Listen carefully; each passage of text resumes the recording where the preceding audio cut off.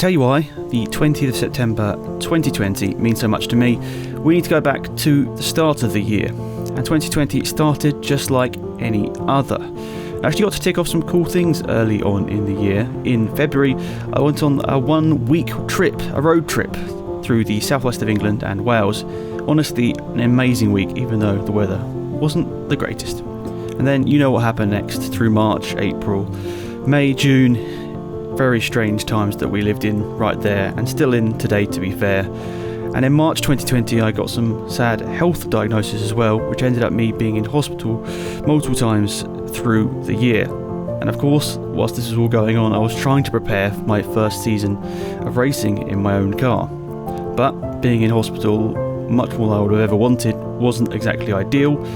The first time I'd lost about 10 kilograms within the space of a week, which is absolutely insane thinking back to it, and very thankful that I managed to get out of that. I managed to pick up a few hobbies, to be fair, in hospital, including getting back into Lego for what must be the first time in 15 years. But nonetheless, it was a strange road to getting back out of hospital and trying to take off what I wanted to do, one of the main things I wanted to do this year, which was go racing in my car.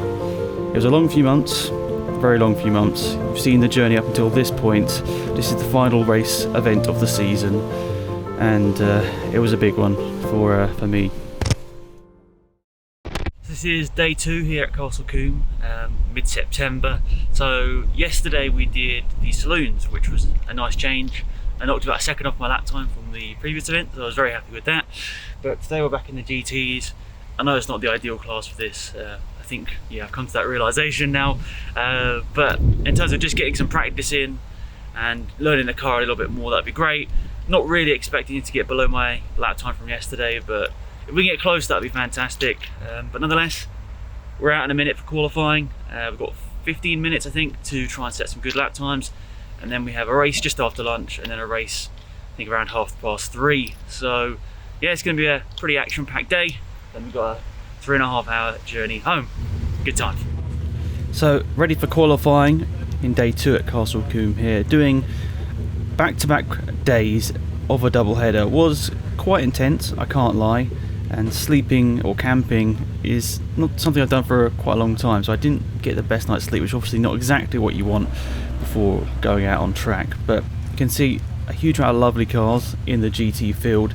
As I stated earlier on, I fully realise it's not really the ideal car for this class, but with some upgrades hopefully through 2021 we should be in a nice place within our class in GT, so hopefully they'll be a little bit more competitive. But looking forward to that. But obviously, as we sit here in the 2020 footage, the car is still quite stock, and for the reasons we've already spoken about, we didn't get much racing in through the year, so I was just trying to find a few that worked out with me and worked out with work as well. Of course, as I've said before, the only way I get to do all of this is by turning up to work and working the days to be able to afford this sort of thing.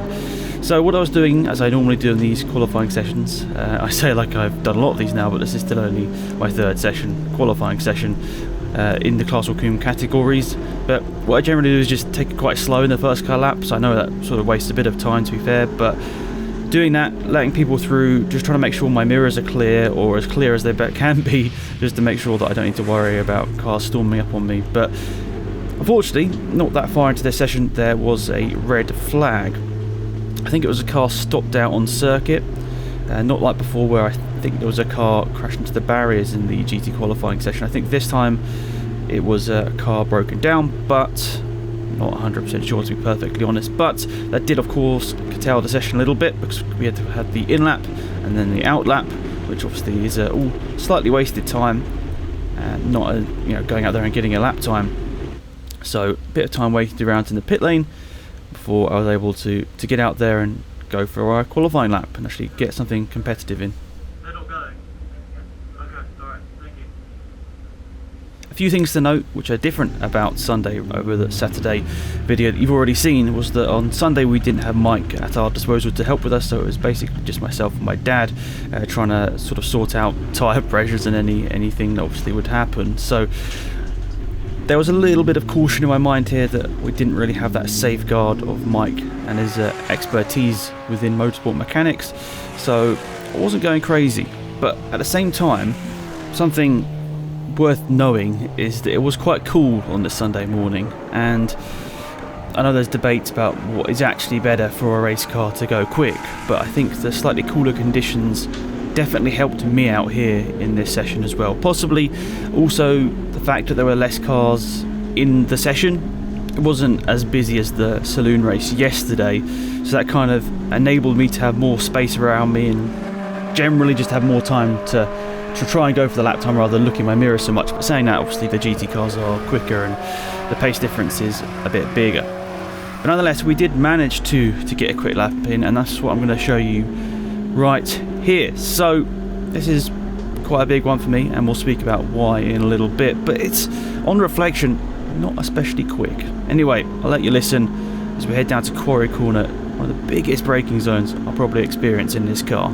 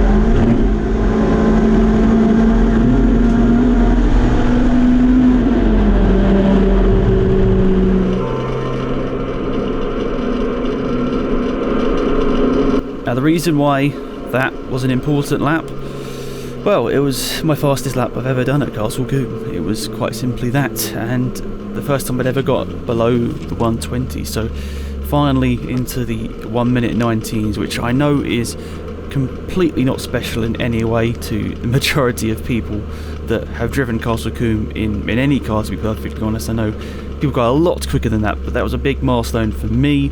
I know we've got quite a few seconds still to find, but personally just happy myself to get that far up the ladder, and I know we've still got a long way to climb in that aspect, but anyway, I'm happy. So as I rolled back through the paddock, I was really quite happy with myself with how the session went. As I said, possibly the conditions were favourable, but in general, just very happy with myself here, and I guess a little bit buzzing. I mean, sometimes it doesn't show, but genuinely a bit buzzing after seeing that time after all this effort. So that's qualifying done here. Really happy to get into the 19s. Definitely didn't expect that. I guess maybe slightly helped by the temperatures, because obviously it's a bit cooler early on, which will help a bit with lap time, and not so much fuel in the car. So still, I'll take it. It's a nice little result there, but obviously we've got 2 races coming up.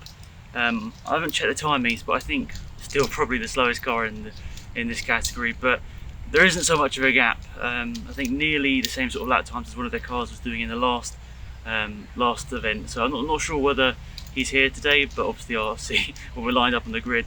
But yeah, nonetheless, I'm very happy with how the car's going.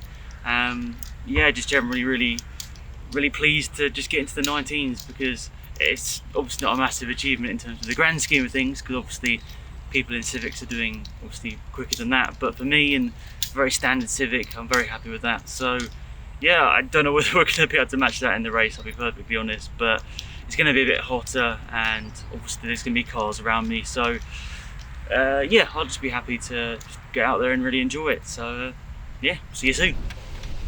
Of course, we were on track quite a lot ourselves over the weekend, but there was time to enjoy some of the other action out there.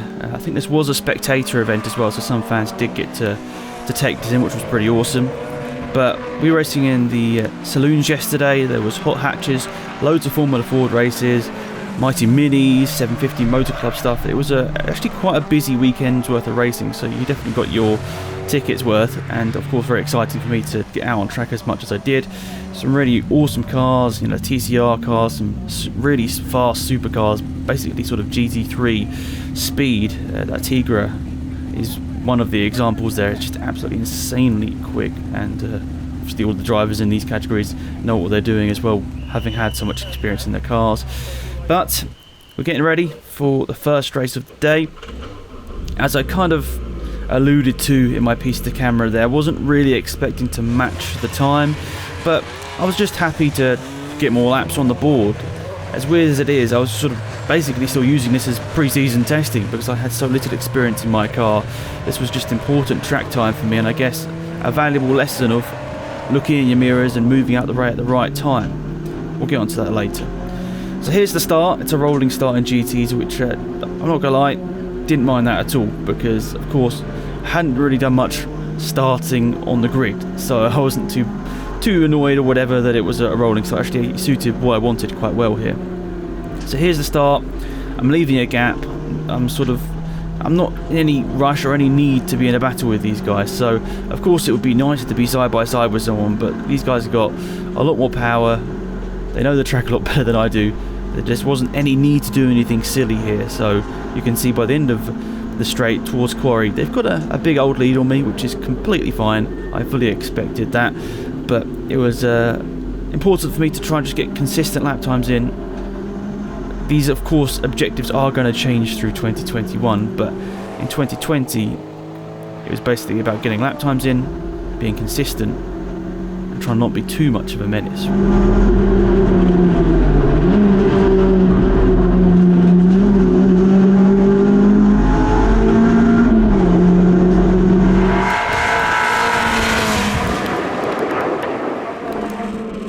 On reflection, this is sort of the one moment that sort of stands out in race one, which unfortunately is a bit of a frustrating one. So you can kind of see here, I'm looking in my mirrors here, I'm trying to get out of the way, but I just chose the completely wrong moment here, and I got in the way of two guys here, which is frustrating to look back at, because I don't know whether I'll ever be in the reverse situation actually doing any lapping myself, but I can understand it's very annoying when you come up a lap car, they're being indecisive, and that's pretty much what I was being there. I was a little bit indecisive, and that's, I guess, is very much a rookie error there, just not getting out of the way at the right time.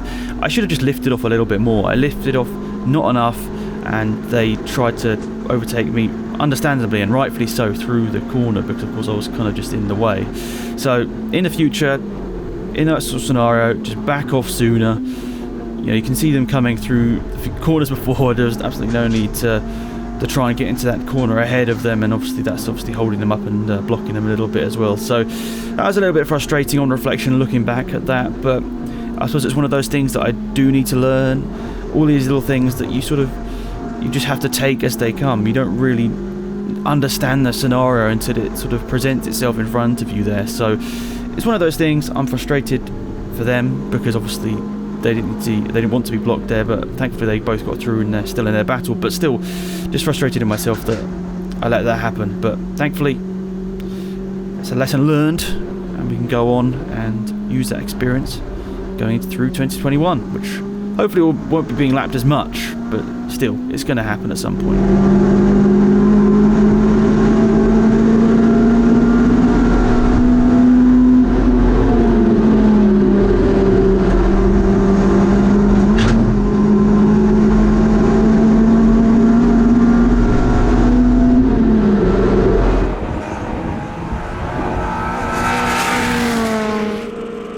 Being the only car in my class was obviously a bit strange, but possibly did be some good. There's a lot of mental battling, for whatever reason I go through, to try and, for whatever reason, prove myself to myself. It's just a very strange dynamic. I don't know why my head does it, but the fact there was no one else in my class for this event possibly did help me out. It allowed me to sort of focus on driving so much and not focus on, oh, I've got to beat this guy and so on. Maybe it's something that a lot of people go through, I don't know, but it's just a very strange mental dynamic that I have when racing so far. I feel like I have to be quicker than I am. I should really just realise that I'm very new to this. I shouldn't be expected to be quick or going for world record lap times. Of course I want to get it better, but it can't all happen like that. It takes time.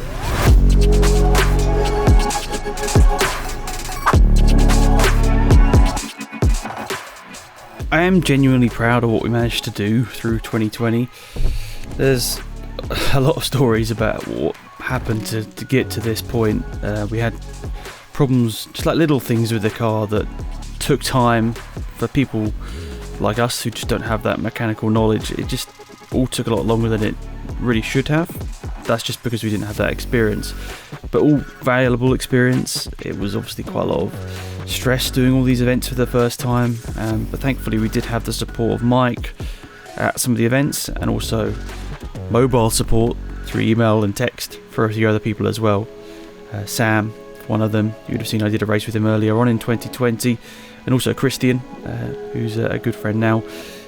We've been chatting through emails, and we'll speak about that a bit later on through 2021, some exciting stuff coming. But without some of that sort of knowledge and support early on in 2020, it was a bit odd, I can't lie. But nonetheless, like I said, there was other action out on track between our sessions, so I had a quick glance here. This was with the hot hatch race, I think it was.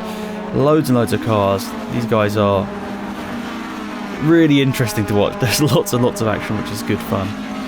And maybe I'll like trial enter event with them at some point through 2021 as well, because I'm lucky that my cars are eligible for all the classes except obviously Formula Ford. But nonetheless, it was time to get ready for the final race of 2020. Probably the longest 4-event season you could have. It just felt like it went on for absolutely ever, and I guess that was all of the things I was sort of having to learn for the first time, definitely taking its toll just on me in general in all areas. But climbing into the car to race it for the final time this year, getting the belts on, something that I'm kind of learning is how to get the belts on by myself. It sounds really silly, I just always got really flustered when trying to get the belts on, of course, and sometimes you're called a bit earlier than you thought you'd be, and it all just turns into a bit of a rush sometimes. But thankfully that wasn't the case, and we roll out of the, I guess it's effectively the Castle Combe campsite, rolling out, which is basically our little area for the day, and rolling up to the assembly area for the final race of the year. Whoa, so many sort of emotions, I guess, going through my head before starting this final race. Really just wanted to bring it home to the finish and finish off what has been and probably will always be seen as the strangest, toughest year of my life.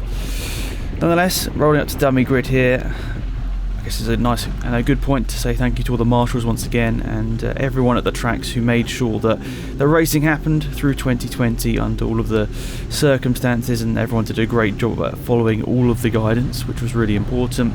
And of course we're starting off the 2021 season in very much similar scenario.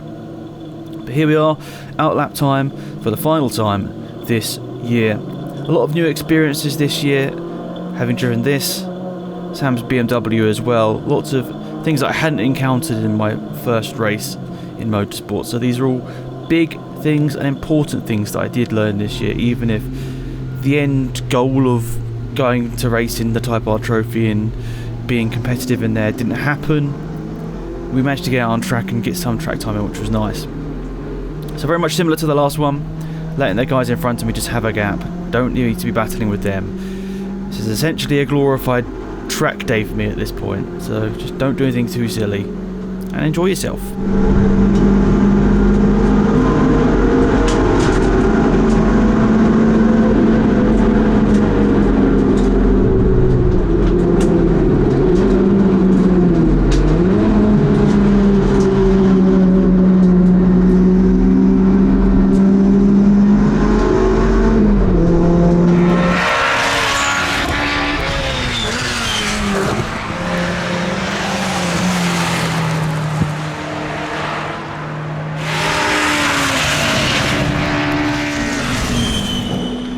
So like the last race, very much one driving around by myself, but I felt like the lap times were getting there in terms of being consistent. Of course I was having cars coming past me and so on, so they weren't awesome in terms of its consistency, but general, I think they were definitely better than they were the day previous, and of course much better than the first event we did in this car. But nonetheless, I need to say obviously a thank you to a few more people through the season. Obviously John, who would have seen, well, maybe we wouldn't have seen, but he's been behind the camera a lot this year through 2020, and he did a really good job with all of the restrictions to get some footage for us, which was really important. And also a big thank you to all of my family that have really just sort of helped me get to all of the events.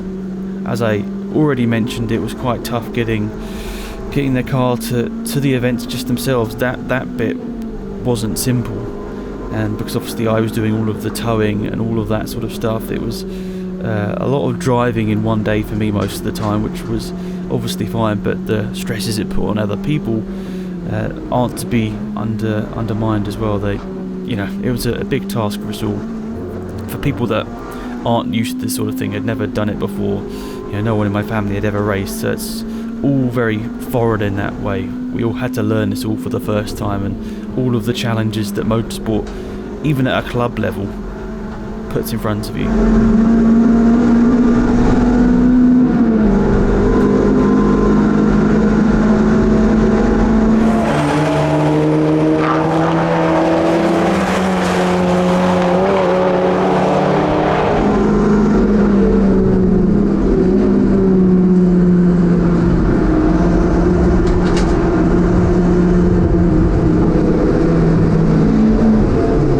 Possibly, in a lot of ways, too cautious. I mean, you see there, getting out of the way, indicated, all that sort of stuff. I hope that some other people do that, and it's not just me being maybe too generous in that way. It's something obviously I'm going to have to learn, but I didn't want to annoy these guys, especially after the first race where I'd made the mistake and sort of, got in their way. I mean, it was only a little bit, but still, it was something that was frustrating looking back at it, because obviously I don't want to be doing that, because who knows in the future when the reverse scenario happens and I lose out for it, whatever. I need to just learn, and that's fine with me. But there we are. That's the final race of the year done. Very much similar to the other one, as I mentioned before, a little bit uneventful, because it was me driving around by myself as the only car in my class. But I'm completely fine with that. It was really, really, really important to get out there and learn just how to do a weekend of racing. And we did it. Very, very happy. This was a very busy one, as I said. There were 2 qualifying sessions and 4 races. So 6 sessions out on track in the space of, 30 hours? It's a lot for a car to go through, and obviously all of us to go through, but I'm very happy we did it. You can kind of see here I'm a bit exhausted, maybe a little bit delirious, but still, switching off the toggles, taking the belts off, and getting ready to prepare the car to go on the trailer 4 hours home.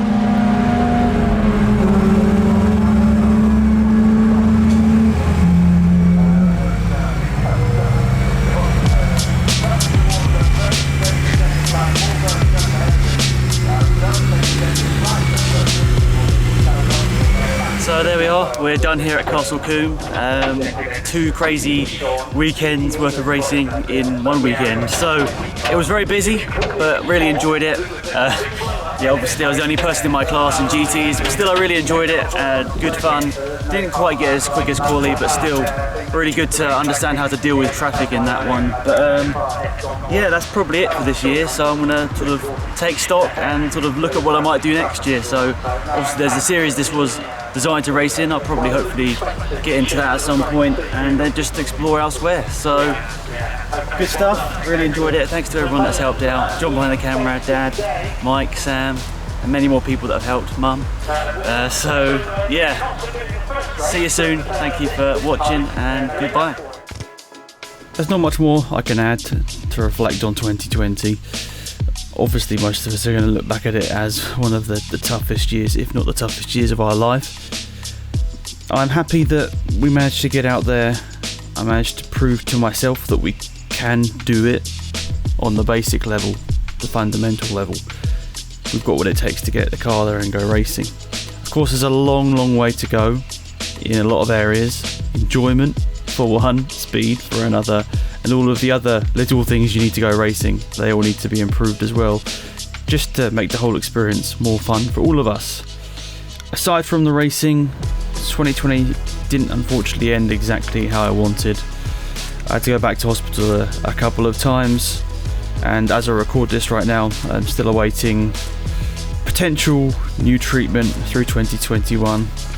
Fingers crossed, that will be better. Goodbye.